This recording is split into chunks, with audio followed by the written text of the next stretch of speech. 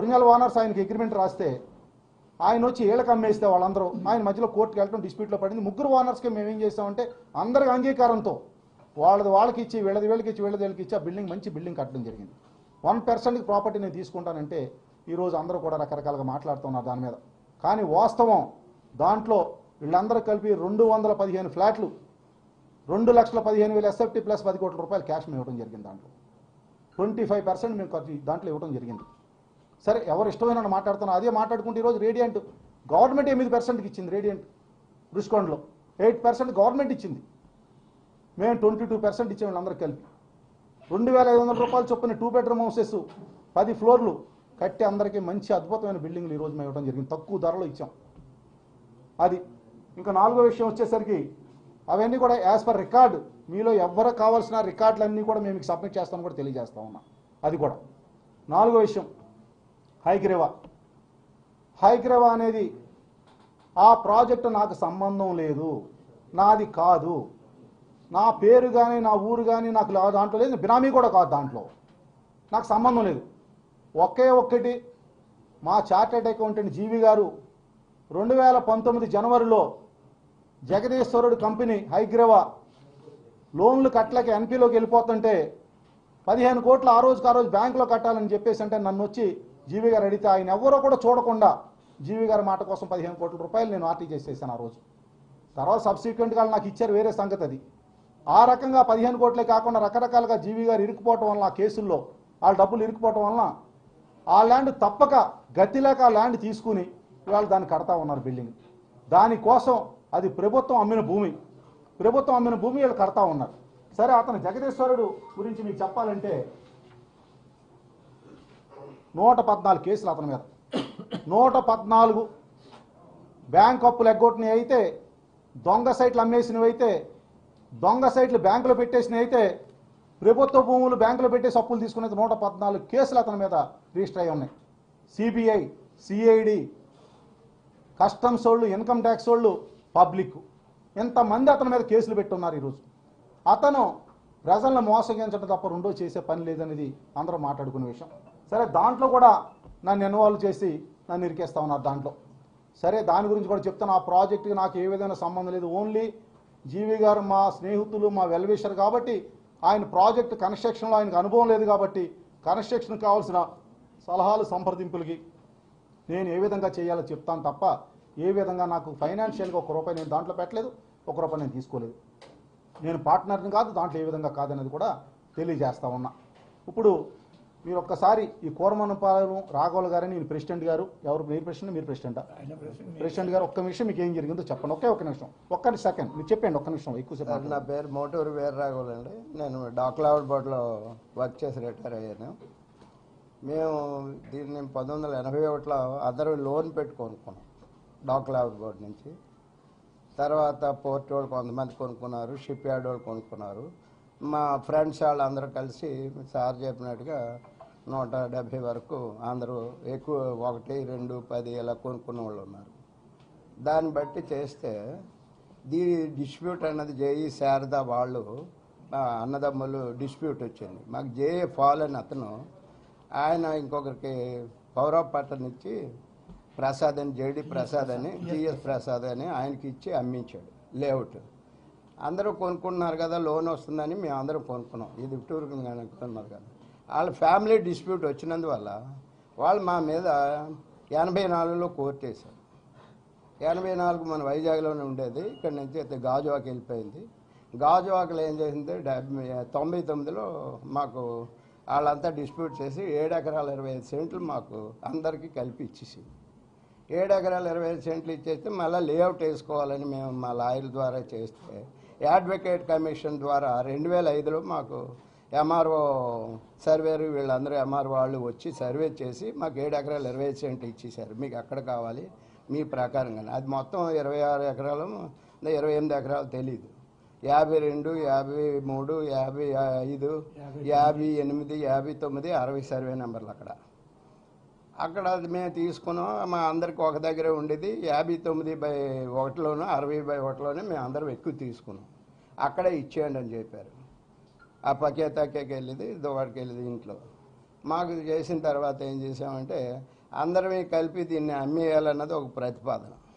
దానికంటే మీరు 170 మంది ఉన్నారు, 170 మంది వచ్చి సంతకాలు పెట్టలేరు, కాబట్టి డిస్ప్యూట్ వస్తుంది, డెవలప్మెంట్ అయితేనంటే అలాగా చాలామందికి వెళ్ళాం. ఈ వేళకి ఇంచుమించు 70 మందిని వరకు టచ్ చేసాం. సార్ దగ్గరికి వచ్చి మా దగ్గర అగ్రిమెంట్ కూడా ఉంది. 11లో ఏం చేసినట్టే అగ్రిమెంట్ చేసాం. అగ్రిమెంట్ చేస్తే తను ఏం చేశారంటే సార్ డెవలప్మెంట్ అంతా ఇటు సైడ్ ఉంది, అటు సైడ్ చేయడానికి ఇది కంప్లీట్ అయితేనే కానీ అటు సైడ్ రాలేనన్నారు. 2014 వరకు చూసి మరి మాకు డెవలప్మెంట్ ఇచ్చి ఉంది, అటు రావడానికి నాకు అవకాశం లేదని మా కాగితాలు మాకు ఇచ్చేశారు. ఇచ్చేస్తే మళ్ళీ తర్వాత చేసి ఇంకొకరికి డెవలప్మెంట్కి ఇచ్చాం, వాళ్ళు చేయలేకపోయారు. మళ్ళీ 2017 మేము అక్టోబర్ నెలలో వచ్చి సార్ అందరికీ చేస్తున్నారు, మొదటి ఇచ్చారు, ఇప్పుడు అన్నీ చేస్తున్నారు. రెండోది ఇప్పుడు సార్ చెప్పారు కదా, మేము కొనుక్కున్న దాని మీద ఒరిజినల్ వాళ్ళు కోర్టు వెళ్ళారు, అది గెలుచుకున్నామని చెప్పి వాళ్ళు హైకోర్టుకి అపీల్కి వెళ్ళినా ఈ కొప్పేటి శ్రీనివాసరావుకి ఏం చేశారంటే ఇది పవర్ ఆఫ్ పట్టాన్ని ఇది కాదు పురాణి రాశారు, మొత్తం ఆల్ భూమి మాది కలిపి. ఆయన మా మీదకి వచ్చాడు. మా మీదకి వచ్చినప్పుడు ఎలా చేశారు, మా లాయర్ లేదా చూసుకుంటున్నారు మేము. అక్కడ ఇదైతే కొప్పేటి శ్రీనివాసరావు ఇంజక్షన్ ఆర్డర్ తెచ్చి మేము ఆ స్థలంలోకి వెళ్ళకూడదట, ఏమీ కట్టకూడదట, ఎవరికి అమ్మకూడదట. ఈ ప్రతిపాదనతో ఏంటని గిజగిజలు ఆడుతుంటే అందరూ వస్తున్నారు, ఎవరి కాళ్ళు లాయర్ చూసుకుంటున్నారని అవ్వకపోతే రొక్కం గారనే డిప్యూటీ చైర్మన్ ఆయన లోన్ శాంక్షన్ చేశారు మేము కొనుక్కోవడానికి. బాబు ఇలాగైంది, నీ చేతుల ద్వారా అయింది కాబట్టి దీనికి ఏదో సొల్యూషన్ అంటే ఏంటంటే అందరినీ కూర్చోబెట్టి ఒక తాటి తీసుకొచ్చి సార్తో సంప్రదించి ఇది చేసి ఆఖరికి 2017 నుంచి చేశాం. అది ఒక ప్రాసెస్లోకి వచ్చింది. ఏవేవి వచ్చినా మేము అందరం ఉండి ఈవేళ చేస్తే మాకు కానీ మిగిలిన వాళ్ళు కానీ ఈవేళ ఆ ఏరియాలో చూసినట్టయితే మధ్యతరగతి కుటుంబీయులకి అది చాలా అందుబాటులో వచ్చింది. 2000 అపార్ట్మెంట్లు కట్టే కొంత మాకు ఇచ్చేదిగా మిగిలింది అమ్మినాను. ఇది అదొక ఎంకే పార్క్. అయితే సార్ చెప్పినట్టుగా అది జరాయితీ ల్యాండ్, అది వాళ్ళ డిస్ప్యూటు మాకు వచ్చేసింది. మేము అగ్రిమెంట్ చేసుకున్నాం, వాళ్ళని ఒప్పించేశారు, కొప్పేటి శ్రీనివాసరావు గారిని ఒప్పించారు. అక్కడికి ఎవరికి మా ముగ్గురులోనే ఎవరికి మాది లేదు, ఒరిజినల్ ఓనర్స్ లేదు, కొప్పేటి శ్రీనివాసరావు లేకుండా మిగిలిన వాళ్ళు అందరూ పేపర్లు మేము చదువుతున్నాం. ఏంటి ఏదీ లేదు, వెళ్తే మా దగ్గర నుంచి వెళ్ళాలి. వాళ్ళందరూ చేసి ఇలా చేశారు, ఇది చేశారు, అది చేశారు అని అంటే అదేంటంటే అది రాజకీయంగా చేసి ఉంటే ఉండాలి తప్ప కానీ మన వాళ్ళు ఎవరో కాదు కదా అన్నాం. 1-2 సార్లు ఏమన్నా ఉన్నాయి ఏంటంటే ఎవరో చేస్తే ఎంఆర్ఓ దగ్గరికి వెళ్ళాం. మా ఒరిజినల్ ల్యాండ్ అని మేము ఇచ్చాం, సంతకాలు ఇవి మా జడ్జి అగ్రిమెంట్లు ఎలాగ ఉన్నాయి అని చెప్పేసి ఇది జరిగిన విషయం అయిపోయింది. మేము అందరికీ మాకు ప్లాట్లు ఇచ్చారు, ఇప్పుడు అందులో ఉంటున్నాం. ఇప్పుడు 2011లో వీళ్ళు నాకు ఇప్పుడు వచ్చారు, నా వల్ల కాదు బాబు నేను చేయలేను, నేను మధురవాడ సైడ్ ఎండాడ సైడ్ సిటీలో చేస్తానంటే 2014 మళ్ళీ వచ్చారు. మళ్ళీ 2014 నేను అన్నా, మళ్ళీ 2017లో వచ్చారు. రొక్కం గారు పిలిచి 2017లో అగ్రిమెంట్ అది. అంటే తెలుగుదేశం ప్రభుత్వం ఉండగా మిగిలిన పార్టీలు ముగ్గురిని కూర్చోబెట్టి అందరికీ సామరస్యంగా ఎవరికి కావాల్సిన వాళ్ళకి ఇచ్చి రిజిస్ట్రేషన్ చేసి వేళేళ్ళలో ఇందులో 170 మందిలో ఒక 30 మంది చచ్చిపోయారు. ఆల్రెడీ ఎంతమంది చచ్చిపోయారు? ఎక్కువ 34 మంది చచ్చిపోయారు. వాళ్ళ కుటుంబాలకు అందరికీ ఈవేళ చక్కగా ఇల్లులు కట్టి అప్పచెప్పితే మా మీద ఆరోపణలు చేయడం మొదలుపెట్టారు. ఆ కోరమనపాలెం కోసం మీకు క్లారిటీ ఇవ్వాలనే ఉద్దేశంతో ఈరోజు అది కూడా చెప్పడం జరిగింది. సిరిపురం కూడా క్లారిఫికేషన్ ఇచ్చాను, హైగ్రేవా కూడా క్లారిఫికేషన్ ఇచ్చాను. ఇంకా హేమంత్ విషయం అనేది మేము ప్రభుత్వానికి కానీ పోలీస్ డిపార్ట్మెంట్ కానీ ఒకటే చెప్తున్నా, ఆడొకాల గొప్ప నీతిమంతుడు, ఒక మంచి వ్యక్తి, ఆడు సమాజానికి చాలా అవసరం. అంటే ప్రభుత్వం చేతులు అన్నీ ఉంటాయి కాబట్టి సమాజానికి సేవ చేసే అటువంటి వ్యక్తిని తీసుకొచ్చి ఆగస్టు 15 రోజున ప్రజల్లోకి వదిలేస్తే మళ్ళీ ఆడు హ్యాపీగా అందరికి మంచి చేస్తాడు. కాబట్టి అదే నిర్ణయం ప్రభుత్వాన్ని తీసుకోవాల్సిందిగా నేను కోరుతా ఉన్నాను. సరే, ఏదైనా ఎవరన్నా క్వశ్చన్లు అడగాలంటే నేను అదే కదమ్మా చెప్తున్నాను కదమ్మా. అమ్మా నేనైతే చెప్తున్నా, నేను కేసు రీఓపెన్ చేసి పూర్తిగా ఎంక్వైరీ చేసి దాంట్లో నేరస్తులు ఎవరున్నారో, ఎవరైతే నేరం చేశారో ఒక్కసారి మళ్ళీ చూడమని చెప్తున్నా. నేను ఇందులో దాసేది నేను వద్దని అనట్లేదు కదమ్మా, చేయమని చెప్పలు వస్తున్నాయి కదా.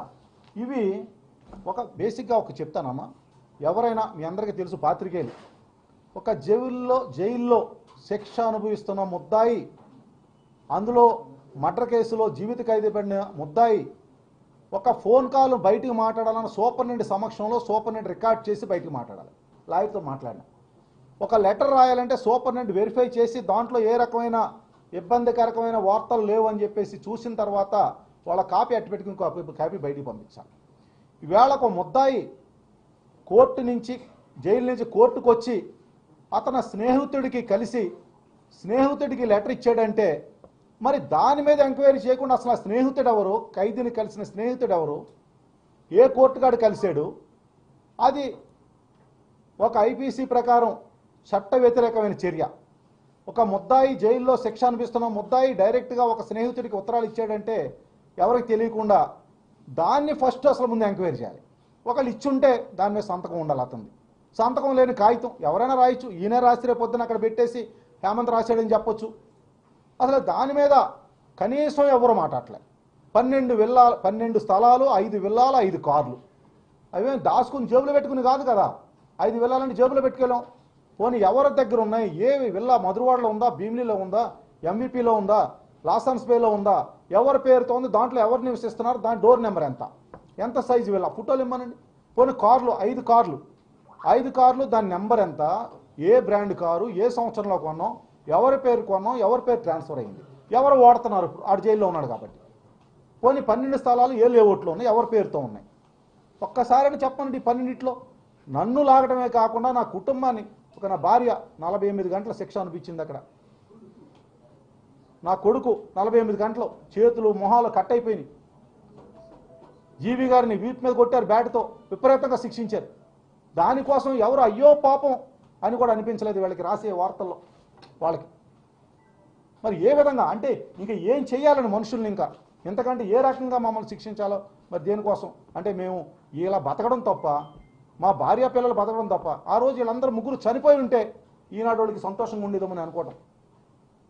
ఈనాడు పేర్తలు ఎవరైతే రాశారు ఈ వార్తలు, విలేకరు ఎవరైతే ఉన్నారో ఆ రోజు ముగ్గురు చనిపోయి ఉంటే వీళ్ళ మనసు శాంతించేదా, లేకపోతే నేను ఆడ చావు వెనక కూడా నేను ఉన్నానని కూడా రాస్తాను కూడా తెగిస్తారని నాకు డౌట్.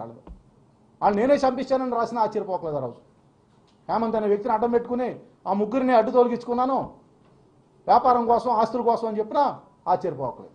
అంత దుర్మార్గానికి ఈరోజు వీళ్ళది వడిగట్టారంటే మనసు ఎంత బాధపడుతుందనేది మీరు ఒకసారి ఆలోచన చేసుకోవాల్సింది మీ అందరికీ కూడా నేను కోరుతా ఉన్నా.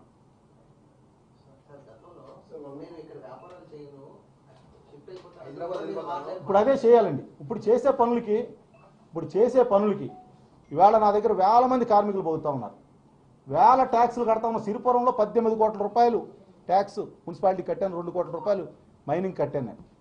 ఎంత డబ్బులు కట్టి వేల మందిని పోషించి 100కు పైగా అపార్ట్మెంట్లు కడితే ఈరోజు నా మీద ఆ రోజు కూడా ఎవరో ఎస్పీ లేనిపోయిన ఆరోపణలు చేస్తే ఆ రోజు ఇలా వార్తలు రాస్తే నేను అన్నా ఏంటి వెళ్ళిపోతానని కాదు, రాజకీయాల్లో ఉంటే ఇక్కడ వ్యాపారం చేయకూడదు, వ్యాపారం చేస్తే రాజకీయాల్లో ఉండకూడదు, రెండు ఒక చోట చేయకూడదు. కాబట్టి నేను ఇక్కడ రాజకీయాల్లో ఉంటాను కానీ వ్యాపారం ఇక్కడ చేయను అని చెప్పడం జరిగింది. హైదరాబాద్లో వ్యాపారం చేస్తాను, ఆల్రెడీ హైదరాబాద్లోనే వ్యాపారం చేయటానికి ఇంకా మరి ఇక్కడ ఎవరు చేయనిచ్చేలా లేరు మమ్మల్ని ఇంకా దారుణంగా చేసిన తప్పుకి, చెయ్యని తప్పుకి, చెయ్యబోయే తప్పు కూడా మా మీద కారణాలు చెప్పేసి మా మీద ఆడుకుంటే ఇంకేం చేస్తాం మేము?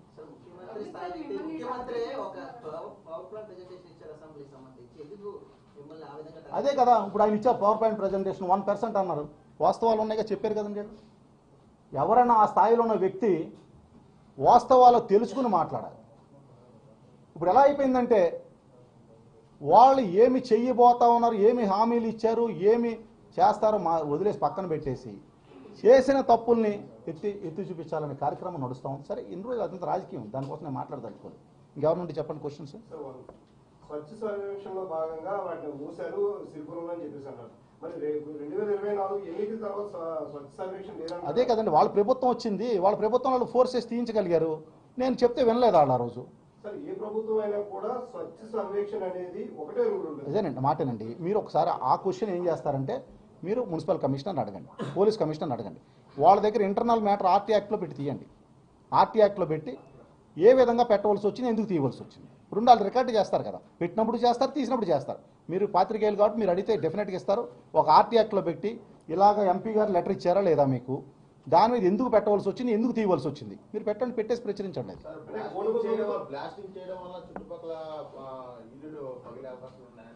ఇప్పుడు బ్లాస్టింగ్ అనేది కన్స్ట్రక్షన్లో కామన్ థింగ్ అండి. ఇప్పుడు హైదరాబాద్లో తీసుకుంటే అన్ని కొండలు ఉంటాయి, కొండలు ఎక్కడైనా సరే పేల్చి సెల్లార్లు తోవటం అనేది కామన్. అది control blasting, not blasting, control blasting. Control blasting అయినప్పుడు చేసినప్పుడు అన్నీ కూడా దాని పద్ధతి ప్రకారం ఎంత దాని అంటే ఎంత మందు పెట్టాలి, ఎంత సౌండ్ రావాలనేది రూల్స్ ఉంటాయి, దాని ప్రకారమే చేస్తారు. కానీ దాన్ని ఏదో కావాలని ఆరోపణలు తీసుకురావడం తప్ప ఏ ఒక్క ఇల్లు కూడా మీరు అడగండి చుట్టుపక్కల ఎవరు కూడా ఏ ఒక్కరికి ఇబ్బంది లేదు, ఆల్రెడీ కంప్లీట్ చేసిన ఎక్స్ప్రెషన్ అంతా. సార్ ఒకటే చెప్తాను, కోరమనపాలెం ఈరోజు ఏది మాట్లాడుకుంటే అది మాట్లాడుకున్నారని ఊరుకున్నాను సార్. నేను చేయని తప్పుకి దానికి ఎక్స్ప్లెనేషన్ ఇవ్వాల్సిన అవసరం లేదు. ఇదిగో ఇవాళ పెద్దవాళ్ళని తీసుకొచ్చి కూర్చోబెట్టి, ఎందుకంటే రోజు రోజుకి దీనికి ఇవ్వకపోయే కొద్ది కూడా ప్రజలు కూడా దాని గురించి నమ్మే పరిస్థితి వచ్చింది. మేము ప్రభుత్వంలో ఉండగా మేము ఏం మాట్లాడినా దాన్ని ఇంకో రకంగా వక్రించి మాట్లాడతారు కాబట్టి దాన్ని ఆ రోజు నుంచి ఈ రోజు వరకు నేను మాట్లాడలేదు. మన ముఖ్యమంత్రి చంద్రబాబు నాయుడు గారు మాట్లాడినట్టు కూడా నేను మాట్లాడలేదు, సైలెంట్ ఊరుకున్నా. కానీ ఈరోజు మరీ దుర్మార్గంగా రోజు రోజు దీన్ని ముందుకు తీసుకెళ్తున్నారు కాబట్టి నేను దానికి వివరణ ఇవ్వాలని ఉద్దేశం ఈ 4 ప్రాజెక్టులు కూడా వివరణ ఇవ్వడం జరిగింది. అదే కదా నాకు విచిత్రంగా, అదే కదా ఇప్పుడు అదే నేను అడుగుతా ఉన్నా సార్, అదే నేను అడుగుతున్నా. హైగ్రీవా అనే వ్యక్తిని నేను కలలేదు, హైగ్రీవా అనే వ్యక్తితో నేను ఫోన్లో మాట్లాడలేదు, హైగ్రీవా వ్యక్తిని నేను చూడలేదు, అతనితో నేను ఎక్కడే కూడా ఏం సంబంధాలు లేవు. కానీ అతను నా మీద కేసు పెడితే ఇక్కడ రిజిస్టర్ చేసి నా మీద ఎఫ్ఐఆర్ పెట్టి అదేనండి పోనీ సంతకాలు పెట్టించానంటారు కరెక్ట్, వైట్ పేపర్లో సంతకాలు పెట్టించాను. దానికి ఏదో నేను దగ్గరుండి పెట్టించినట్టు ఏదో ఆధారమో ఏదో ఉండాలి కదా, ఏముంది? అదే ఏది బెదిరించాను అంటే ఇన్ని సంవత్సరాలు కనపడలేదు, ఇప్పుడు పెట్టించాను సంతకాలు నేను అతనితో. 2019 ప్రభుత్వం మారిన తర్వాత అప్పుడు గుర్తొచ్చింది. అంతకుముందు అదే వ్యక్తి డబ్బులు తీసుకుని అతను కావాల్సిన కాంపన్సేషన్ తీసుకున్నాడు, డబ్బులు సెటిల్మెంట్ చేసుకున్నాడు, కోర్టులో కేసులు విత్డ్రా చేసుకున్నాడు. అతని కోర్టులో నాకు ఏ విధంగా సంబంధం లేని ఎఫిడవిట్లు వేశాడు, అతను కేసులు విత్డ్రా చేసుకున్నాడు. అదే వ్యక్తి ఆ డీటెయిల్స్ మొత్తం మీకు పంపిస్తాను ఒకరోజు, ఎవరైనా కావాలంటే మొత్తం ఏం జరిగిందో జీబీ గారికి తెలుసు నాకంటే ఎక్కువ. కాబట్టి అతను కేసు పెట్టడం, కేసు విచారణ చేయకుండా నా మీద ఎఫ్ఐఆర్ నమోదు చేయడం కూడా చాలా దారుణమైన పరిస్థితి. దాని మీద కోర్టులో పోరాటం చేస్తా ఉన్నాం, దాని మీద హైకోర్టుకి వెళ్ళాం, సుప్రీంకోర్టు కూడా వెళ్ళాం. కేవలం కక్షతో అతను చేసిన పని తప్ప ఏమీ కాదనే ఉద్దేశం రేపు భవిష్యత్తులో కోర్టు తేల్చబోతుంది.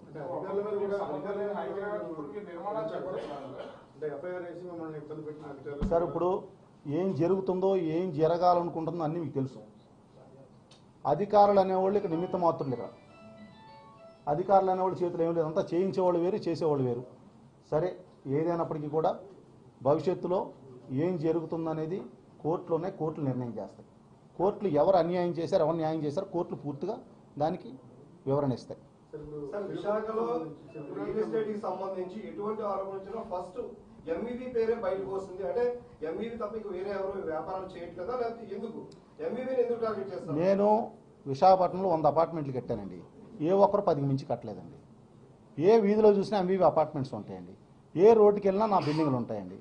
విశాఖపట్నంలో ఇండస్ట్రీ, బిల్డింగ్ కన్స్ట్రక్షన్ ఇండస్ట్రీ అంటే దానికి ఒక రూపం తీసుకొచ్చి ఈ లెవెల్ తీసుకొచ్చిన వ్యక్తిని నేను. ఎంతోమంది వేల మంది కార్మికులు పోతాను, ఎంతోమందికి ఇల్లులు కట్టించాను. కాబట్టి నేను రాజకీయాల్లో రాకపోయి ఉంటే నా మీదకి ఇవాళ రారెవరు. నేను ఎంపీగా ఉన్నాను కాబట్టి ప్రతిపక్షాలు ఆరోపణలు చేయడానికి నేను మనిషిగా కనిపిస్తా ఉన్నాయి పార్టీలో. రాజకీయంగా కూడా నేనే కనిపిస్తున్నాను. రాజకీయంగా నాకంటే మంత్రి గారు ఉన్నారు, అమర్ గారు ఉన్నారు, లేకపోతే ఇంకొకరు అందరూ ఉన్నారు. కానీ ఎవరి కోసం మాట్లాడలేదు, నా కోసం మాట్లాడతాను. ఎందుకు? నేను వ్యాపారంలో ఉన్నాను కాబట్టి ఆరోపణలు చేయటం, అది కూడా రియల్ ఎస్టేట్ వ్యాపారం కాబట్టి డెఫినెట్గా నా మీద ఆరోపణలు చేస్తాను. అతను నా టార్గెట్ ఏంటండి? టార్గెట్ చేయకుండా అతను సార్, అతనికి కావాల్సింది ఇల్లు అండి, దొరికింది అక్కడ, డబ్బు కోసం కిడ్నాప్ చేస్తే డబ్బు వచ్చింది. ఇవాళ ఏం చేస్తా టార్గెట్? ఇంకా అతను తప్పు కప్పిపుచ్చుకోవాలి కదా. నా మీద అంత చాలా మంది టార్గెట్ చేశాడని మీకు ఇంకా మీరు అలా 13 కేసులు ఉంటే ఒక మర్డర్ చేశాడు, అది నేను కాదు కదా. నాకంటే ముందు ఒక బిల్డర్ని కిడ్నాప్ చేశాడు, అది నేను కాదు కదా. ఇంకో కిడ్నాప్ చేసాడు. ఇతను కిడ్నాపులు చెప్తానండి. 2022లో పిఎం పాలెం పోలీస్ స్టేషన్లో నమోదైంది కిడ్నాప్ కేసు, 2023లో పిఎం పాలెంలో నమోదైంది కిడ్నాప్ కేసు. ఇవన్నీ నేను కాదు కదా. మరి చాలామంది ఉన్నారు ఇందులో, ఇతని బాధ్యతలు చాలామంది ఉన్నారు, నేను ఒక్కనే కాదు. సరేనా? Thank you very much sir, thank you అండి, నైస్. మీరు దయచేసి నేను చెప్పిందంతా ఈ వాస్తవాన్ని మీరు అర్థం చేసుకుని మీరన్నా సానుకూలంగా దీనికోసం ఆలోచిస్తారని నేను కోరుకుంటా ఉన్నా. అది